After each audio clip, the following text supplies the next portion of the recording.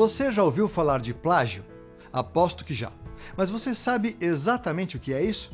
De acordo com a legislação brasileira, plágio é um crime que acontece quando os direitos de autoria não são respeitados.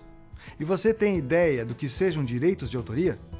Direitos de autoria são os direitos que cada um tem sobre aquilo que produz intelectualmente. São os direitos que estão na base da produção do conhecimento. Você já sabe que o processo de construção de conhecimento tem como premissa o aproveitamento daquilo que já foi produzido por outras pessoas. Entretanto, isso não dá a ninguém o direito de tratar como seu um texto, um conceito ou mesmo, genericamente, as ideias de outra pessoa. Sendo assim, embora a prática ilegal e antiética da cópia sempre tenha existido, nos dias atuais, as facilidades de acesso à informação introduzidas com a internet conferiram um novo contorno à questão. Por um lado, deram à pesquisa uma abrangência até então inimaginável, possibilitando o acesso a fontes distantes, como revistas especializadas ou obras disponíveis em bibliotecas no exterior, por exemplo, que antes eram inatingíveis.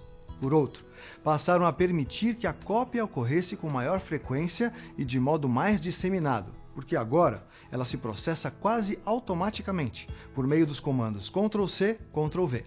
Nesse cenário, nem sempre fica muito claro como as fontes podem ser utilizadas sem que se configure a prática do plágio. Então, para proteger os direitos de autoria e também para proteger você, que vai produzir trabalhos acadêmicos ao longo de seu curso, hoje vamos estabelecer um conjunto de cuidados que você deverá tomar ao elaborar seus trabalhos, não só em nossa instituição, mas ao longo de sua vida de estudante e de produtor de conhecimento. De modo geral, considera-se plágio a cópia literal, palavra por palavra, do trabalho original sem citar a fonte. Claro que esse é o caso clássico e evidente de plágio. Contudo, o plágio também acontece em outras situações, entre as quais vamos fazer referência a duas, muito frequentes na produção de estudantes. A primeira delas consiste em utilizar fragmentos de autores diferentes, um após o outro, sem agregar nenhum elemento novo, nenhum elemento próprio que estabeleça as conexões entre as partes apresentadas, que mostre que você realizou uma reflexão sobre aquilo que os autores dizem. Produzir um texto novo utilizando trabalhos já realizados é como montar um mosaico. Enquanto você tem apenas as peças, você não tem a obra. Para você compreender sobre o que estamos falando, vamos apresentar um exemplo. Observe a mundialmente famosa calçada de Copacabana. Ela é formada apenas por pedras de calçamento, brancas e pretas. Se você toma as mesmas pedras e repete o desenho da calçada, não faz uma calçada nova. Repete a calçada de Copacabana. Se pega as mesmas peças e não as assenta em uma nova base, colando todas as partes com cimento, também não faz uma calçada nova. Para fazer uma nova calçada, uma nova obra, você precisa tomar as antigas pedras e fazer algo novo com elas, fixando-as com cimento de modo a formar um novo todo.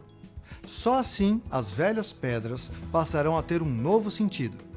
Da mesma forma, o trabalho acadêmico só surge como um trabalho novo, próprio, único, se você organiza as peças, colando-as umas às outras com um texto seu. A segunda situação dá origem a um plágio mais sutil, mas que não deixa de ser plágio. É aquela em que o texto original sofre pequenas alterações que descaracterizam a cópia integral, sem que se cite a fonte.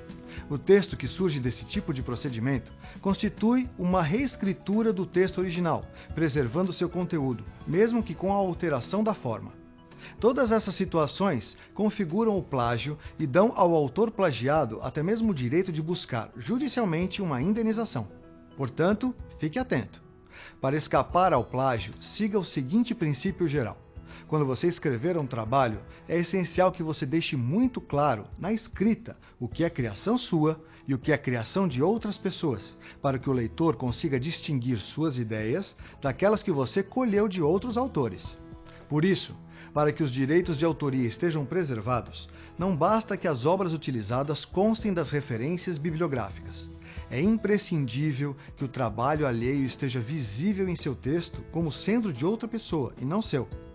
Isso significa que seu trabalho não deve nunca ser composto apenas das ideias que você colheu nos autores lidos.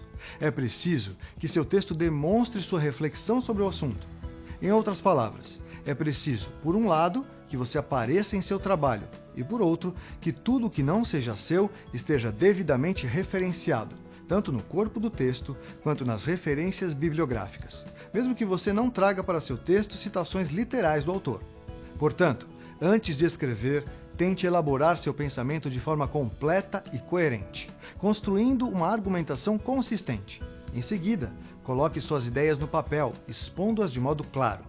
Só depois, agregue a seu texto as passagens de outros autores que você gostaria de citar. As citações vão enriquecer seu trabalho sem descaracterizá-lo como seu. Lembre-se, não desejamos que nossos alunos repitam acriticamente as ideias ou as falas alheias. Queremos que se mostrem capazes de construir um pensamento autônomo, próprio, mesmo que não seja ainda tão elaborado ou tão perfeito quanto o que aparece nos livros. O importante mesmo é que seja seu. Aluno que aprende é aluno que pensa. E para mostrar que você aprendeu, seu trabalho tem de mostrar que você refletiu sobre o assunto.